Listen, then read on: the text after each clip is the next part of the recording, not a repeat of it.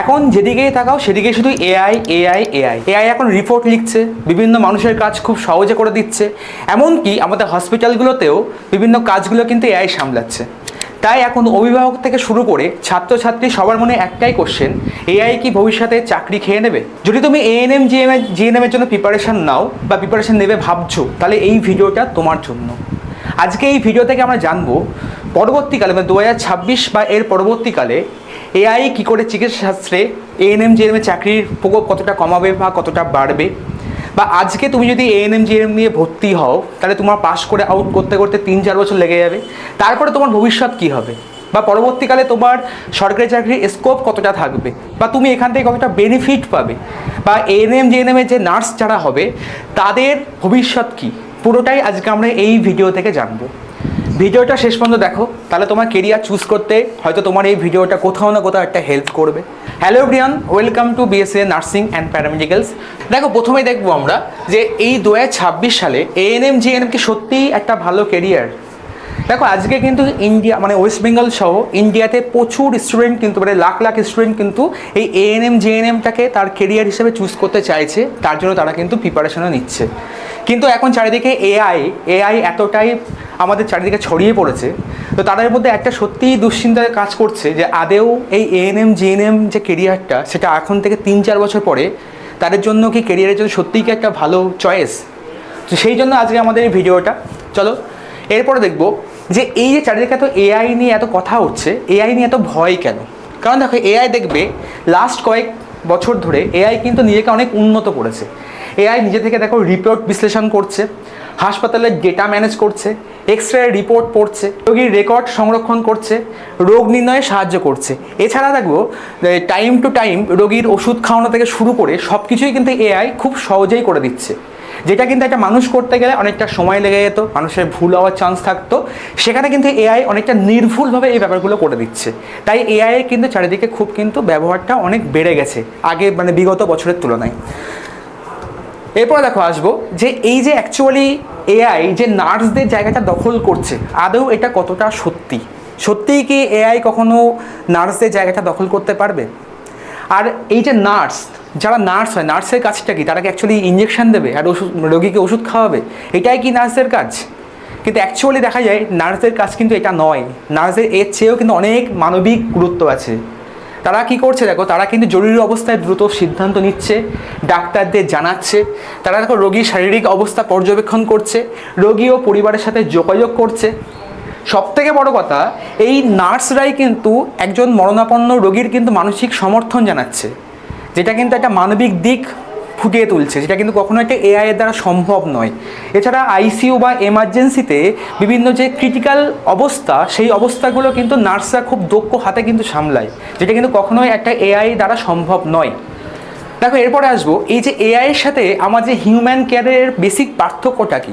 দেখো, রিপোর্ট দ্রুত বিশ্লেষণ করা, তথ্য সংরক্ষণ রাখা বা প্রশাসনিক কাজে এই নার্স বা আর্টিফিশিয়াল ইন্টেলিজেন্স বা এআই এরা কিন্তু সবাই মানে গুরুত্বপূর্ণ ভূমিকা রাখে।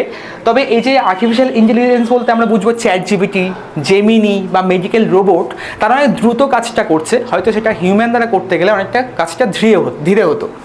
এরপর দেখো, রোগীর ভয় বুঝতে পারা বা চোখের জল মুছতে পারা, সেটা কিন্তু কখনোই এআই বুঝবে না, কারণ এআই মানুষের ইমোশন বোঝে না।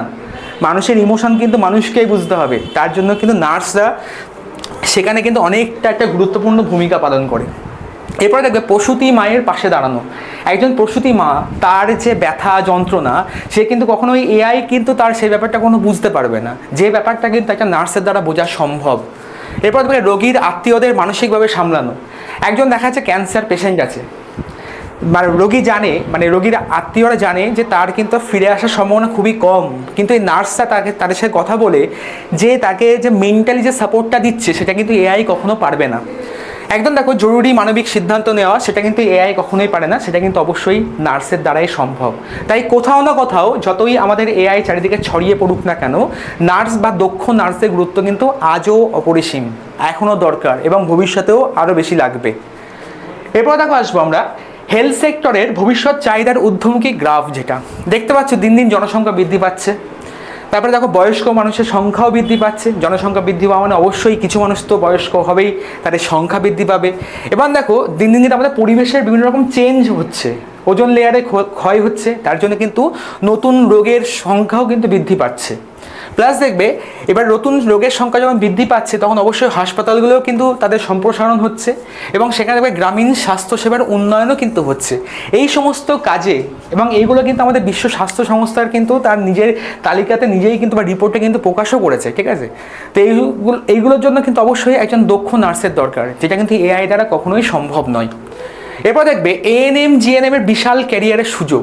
দেখবে এএনএম জিএনএম, এএনএম মেনলি 2 বছরের কোর্স হয় আর জিএনএম মেনলি কিন্তু 3 বছরের কোর্স হয়। এবার এখানে অ্যাটলিস্ট এই কোর্সগুলোতে এলিজিবিলিটি মানে তোমাকে মিনিমাম 12 পাস করতে হবে, তবেই কিন্তু এই কোর্সগুলোতে তুমি বসতে পারবে বা পরীক্ষায় বসতে পারবে। তো এই যদি স্কোপটা আমরা যদি জেনে নিই তাহলে দেখতে পাবে এএনএম জিএনএম করে তুমি কিন্তু সরকারি চাকরি পেতে পারো। প্রত্যেক বছর কিন্তু হাজার হাজার পদে নিয়োগ হয়, সেটা স্টাফ নার্স থেকে শুরু করে কমিউনিটি হেলথ অফিসার থেকে railway nurse, ESIC nurse, AIIMS nursing officer বা মিলিটারি নার্সিং সার্ভিস, এই সমস্ত সরকারি কাজে কিন্তু যে নার্সরা নিয়োগ হচ্ছে সেটা কিন্তু এএনএম জিএনএম থেকে আসে। আবার এই এএনএম জিএনএম করে কিন্তু বিদেশে যাওয়ার সুযোগ থাকে। তুমি যদি আইলেটস বা ওইটি বা থেকে রেজিস্ট্রেশন সম্পন্ন করো তাহলে তুমি কিন্তু UK, Australia, Canada, Germany, New Zealand থেকে শুরু করে মিডল ইস্ট এই বিভিন্ন কান্ট্রিতে তুমি কিন্তু একজন নার্স হিসেবে কাজ করার কিন্তু সুযোগ পাবে, যেটা কিন্তু তোমাকে বিদেশে যেতে সাহায্য করবে এবং অবশ্যই সেখানে কিন্তু একটা আর্থিকভাবে তোমার কিন্তু অনেকটা উন্নতিও হবে, ঠিক আছে। নেক্সট দেখো 2026 সালে এএনএম জিএনএম কি কতটা ওর্থ ইট, এটা অবশ্যই এএনএম জিএনএমটা 2026 সালে কিন্তু এখন একটা গুরুত্বপূর্ণ ভূমিকা রাখে মানুষের তার বা বিভিন্ন মানুষের তাদের কিন্তু আর্থিক উন্নয়ন থেকে শুরু করে মানবিক কাজ থেকে শুরু করে মানুষকে হেল্প করার কাজ থেকে শুরু করে কিন্তু এএনএম জিএনএম কিন্তু এখন একটা গুরুত্বপূর্ণ ভূমিকা রাখে।